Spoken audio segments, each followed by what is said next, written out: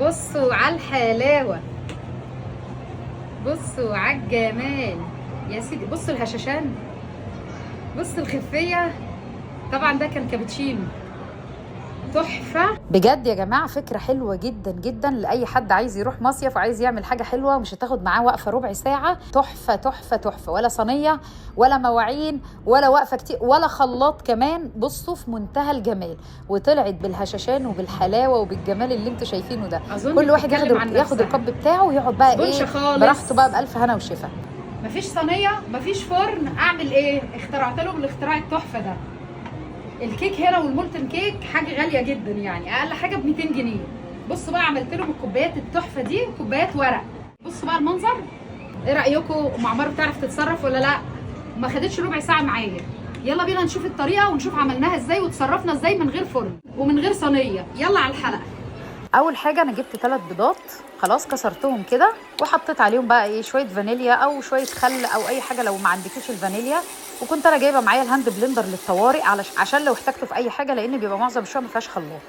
خلاص ضربت البيض شويه بالفانيليا، وبعد كده نزلت بكوبايه الا تلت سكر او كوبايه الا ربع سكر، لان انا هعمل مقدار صغير مش هعمل صينيه كبيره. هضرب بقى السكر مع البيض ضرب كويس خلاص.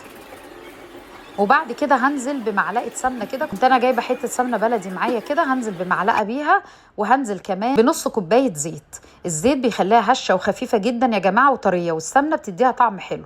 وهضرب بقى كل المكونات دي كلها مع بعض كده. لو ما فيش خلاط في السكن اللي انت فيه او في شقتك هتعمليه بالمضرب اليدوي عادي جدا، ما فيش اي مشكله.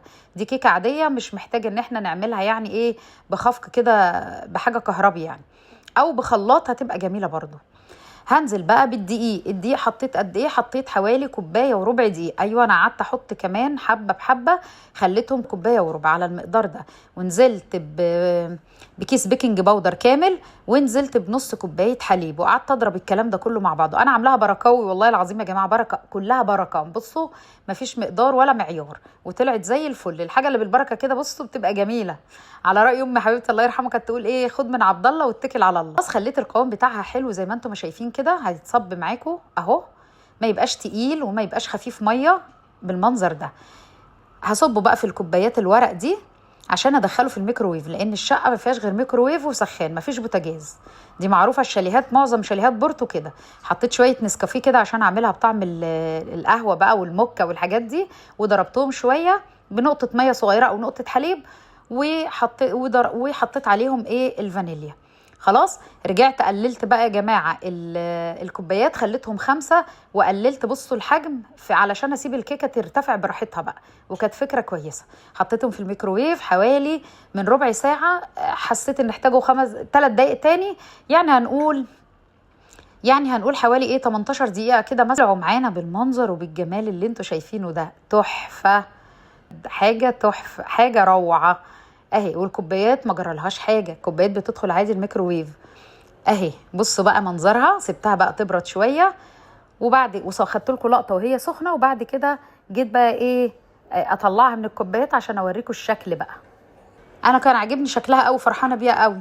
بصوا اما نقطع واحده، بص اهي، بص عاليه ازاي وهشه، ولا معجنه ولا اختبرتها بخله ولا اي حاجه. بقول لكم بركاوي وكانت زي العسل. ام فانيليا اهي تحفه جدا جدا. بصوا هشه واسفنجه وخطيره. ودي بقى ام كابتشينو بتاعتي انا بقى دي، تعالى اوريها لكم. خطيره، ماسكه سفنجه في ايدي والله، عامله اكنها الكيك الاسبونج بتاع التورت. يعني عارفين لو اتسقت كده وحطينا على وشها كريمه وكده هتبقى زي الترليتش اللي هي التركي، لانها خفيفه قوي.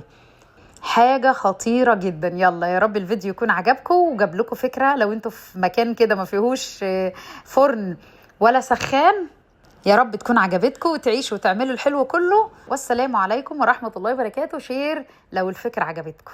والسلام. ختام.